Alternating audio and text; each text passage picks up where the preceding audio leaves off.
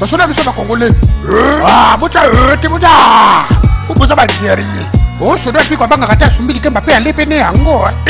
babarwande komi nekolenga nde bobanga te rwanda aza na rien soki bakomi M23 na nsima teni na bango soki baza na nini epenge bicakucaku azorepete makambo ayoyebisa ye ngambi nazoyebisa yo nalobi bino mokasi barwande basokolaka nzoto kala te otokita na nzete longola bilamba omona basonjo président ya bango akondaki ngomwambe ondire soso amaido daboti mwana kanga monoko na okangame nga nalobi okokangama nzambe batumboli prêtre steke ndondo seke bozoyeba makambo te yeleo yo kagame yo kanisi bazokomisa yo tanongo kondambela mo ndambo ya yo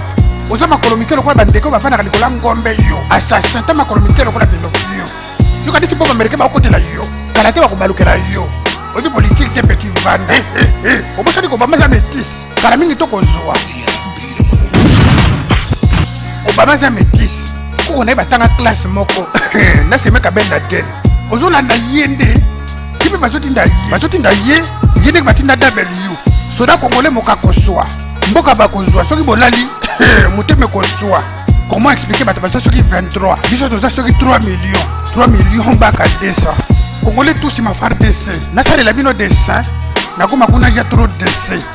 manganese komi mayonnaise baotoka yango mpena na luto continue kolala papa koluto ozobeta no mpena dame epita miyoyo papa koluto ambiance bandeko nanga diaspora France Belgique na Canada bana Bundes Lisboa oui allo nalobi kala trotte Cleboa Angleterre ouais RDC etc na kinchoki tokangisa pe basetero arme na biso kuna na zamba peut-être bazodia bara ezalaki ngai prêtre Shrek Ndondo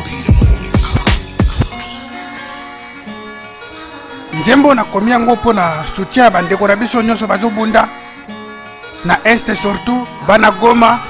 napesi bino bambote un jour nakoya kotala bino napesi bandeko na nga nyonso ya Kongo mbote ya diaspora mobimba nzamba pambola bino